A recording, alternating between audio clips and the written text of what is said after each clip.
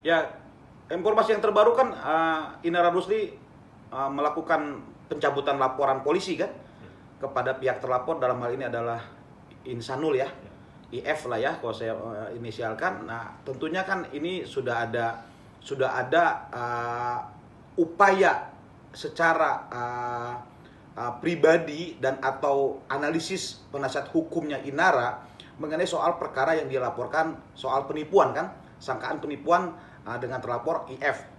Ya, IF ini kan dari keterangan adalah suami siri atau suami secara agama ya, dalam konteks dalam agama Islam seperti itu.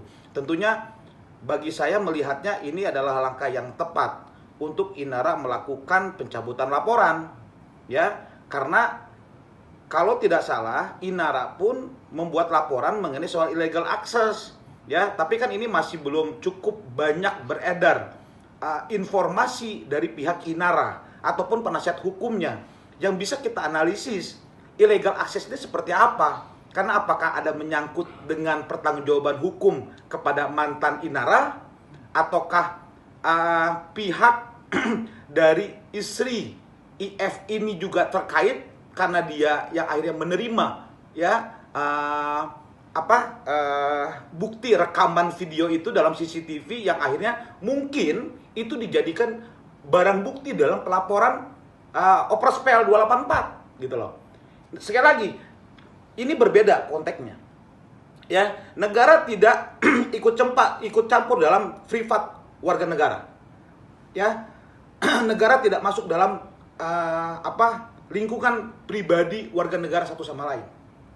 Tapi ketika menyangkut merugikan warga negara, tentunya negara mengatur ya. Maka illegal access yang dilakukan oleh Inara bagi saya cukup tepat juga. Tetapi juga dalam sisi lain Mawa ya, kalau nggak salah ya itu melakukan pelaporan terkait rumah tangganya, di mana IF melakukan perbuatan hukum secara agama untuk kawin siri. Itu juga bagi saya sah-sah juga ya, itu poinnya. Kalau pandangan saya dari berita yang beredar terbaru kemarin itu ya, saya melihat dari awal dalam perkara yang seperti ini kami berkali-kali dalam menanganinya. Ini tidak ada pemidaan yang besar, yang tinggi ancamannya. Ya. Contoh, dia melaporkan IF itu ketika memang kita bicara pasalnya 378, 372 misalkan, penipuan, penggelapan, misalkan ada penggelapannya misalkan.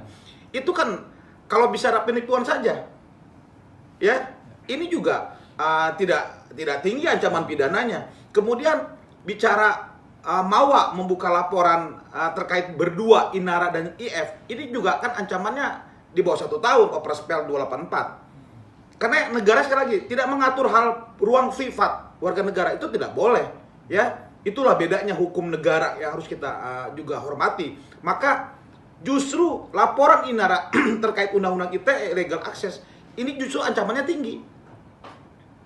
Ya, justru di sini kalau menurut saya poinnya. Ya, ini mau kemana?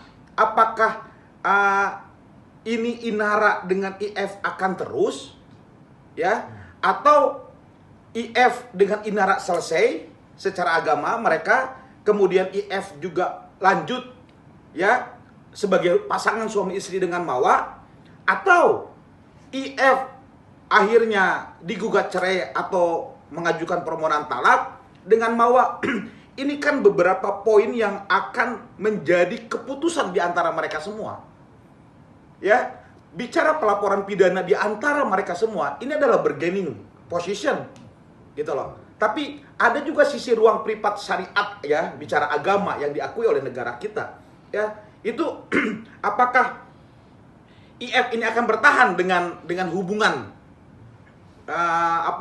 secara agamanya dengan Inara? Kalau terus kan ini bicara adanya perkawinan tambahan gitu ya, atau bicaranya poligami, itu kembali lagi kepada sisi hukum agama, itu sah-sah saja. Tapi kan negara perlu ada pengakuan, pembuktian secara formil. Dimintakan permohonan di pengadilan agama bagi seorang muslim.